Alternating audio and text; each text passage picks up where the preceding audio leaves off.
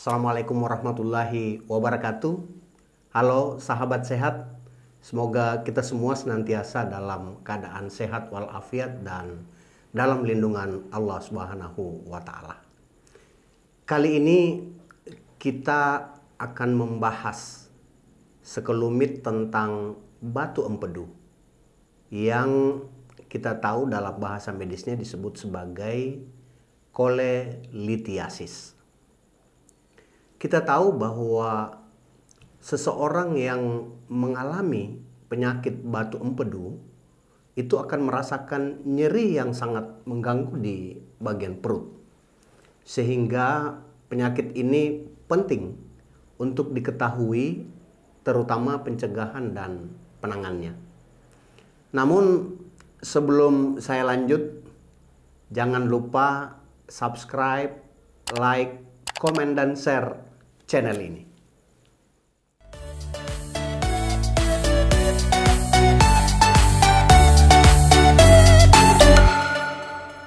Sahabat sehat, kantung empedu adalah sebuah kantung yang kecil berbentuk seperti buah pir yang terletak di bawah organ hati.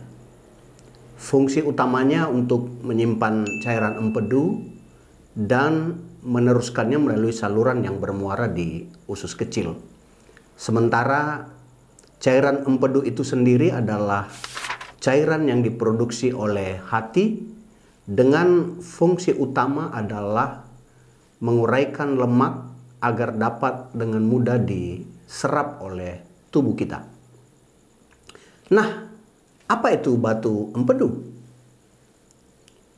Batu empedu adalah merupakan endapan yang mengeras seperti batu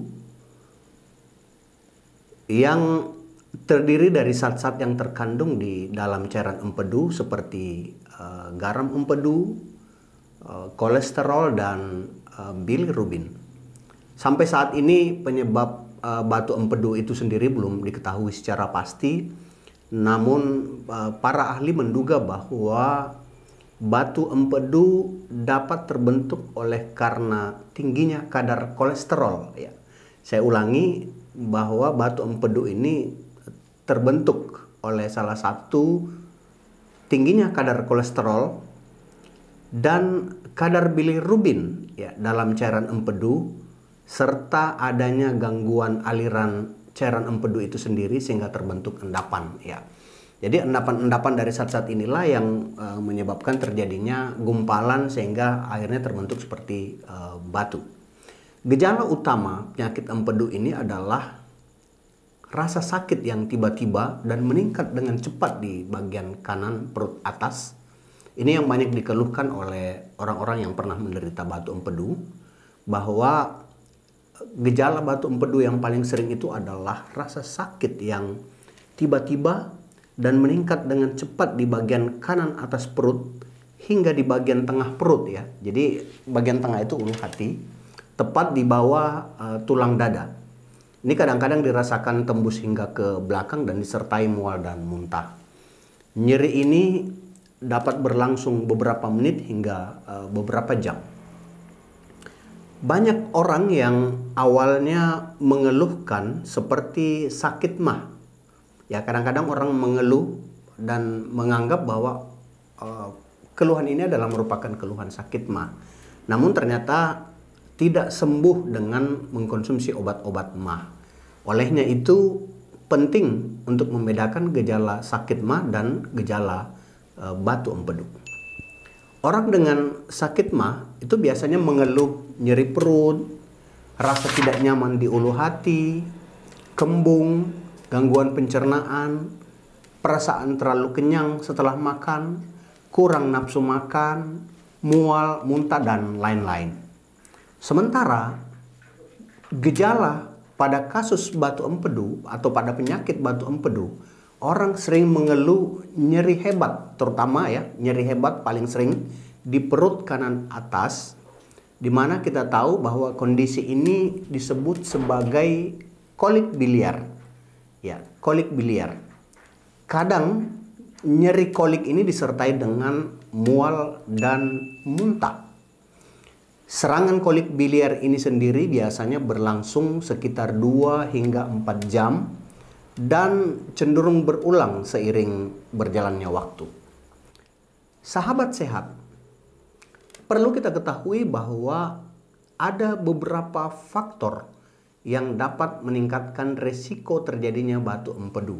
Nah, ini ada beberapa yang saya catat, ada 10 faktor resiko terjadinya batu empedu. Antara lain yang pertama adalah perempuan. Nah, ini perempuan ternyata lebih berisiko terhadap munculnya gejala batu empedu disebabkan oleh karena faktor hormonal. Kita tahu bahwa perempuan banyak mengandung hormon estrogen dan progesteron, sehingga inilah yang memicu terjadinya pembentukan batu empedu di kantung empedu. Yang kedua adalah berusia 40 tahun lebih, ya. Ini juga salah satu faktor resiko, ya. Usia 40 tahun ke atas salah satu resiko terjadinya batu empedu. Kemudian yang ketiga adalah memiliki kelebihan berat badan atau obesitas. Orang-orang yang mengalami obesitas itu tentu akan menjadi salah satu faktor resiko terjadinya batu empedu. Yang keempat, orang yang tidak banyak bergerak. Jadi mobilitas rendah, kurang berolahraga atau kurang beraktivitas terutama dalam kehidupan sehari-hari. Ini juga adalah merupakan salah satu resiko terbentuknya batu empedu pada kantung empedu. Yang kelima adalah sering makan makanan yang tinggi lemak dan kolesterol. Tentu ini sangat penting karena kita tahu bahwa kandungan dari cairan empedu itu adalah salah satunya adalah garam-garam empedu dan kolesterol, sehingga semakin sering kita mengkonsumsi zat-zat seperti ini, maka potensi atau resiko untuk terbentuknya batu saluran empedu itu akan semakin tinggi. Yang keenam adalah sering makan makanan yang rendah serat, ya. Padahal yang kita harapkan adalah sering makan makanan yang tinggi serat, ya. Yang ketujuh adalah memiliki riwayat keluarga dengan batu empedu. Tentu ini akan menjadi salah satu faktor resiko munculnya penyakit batu empedu. Adanya riwayat keluarga dengan penyakit batu empedu. Yang kedelapan adalah orang yang mengidap diabetes. Ya, penyakit diabetes mellitus ini adalah juga merupakan salah satu resiko terbentuknya batu empedu pada kantung empedu. Yang kesembilan adalah menurunkan berat badan dengan cara ekstrim. Jadi orang yang diet dari berat badan misalnya 90 kg tiba-tiba menggunakan cara diet yang ekstrim lalu kemudian turun menjadi tiba-tiba ke 60 kg. Ini juga adalah merupakan salah satu faktor resiko terbentuknya batu empedu. Dan yang ke-10 adalah orang yang memiliki penyakit liver atau penyakit hati. Ini sangat beresiko terjadinya batu empedu pada kantung empedu. Nah, bagaimana mendiagnosis penyakit batu empedu? Tentu dokter akan melakukan serangkaian pemeriksaan yang dimulai dari anamnesis atau tanya jawab.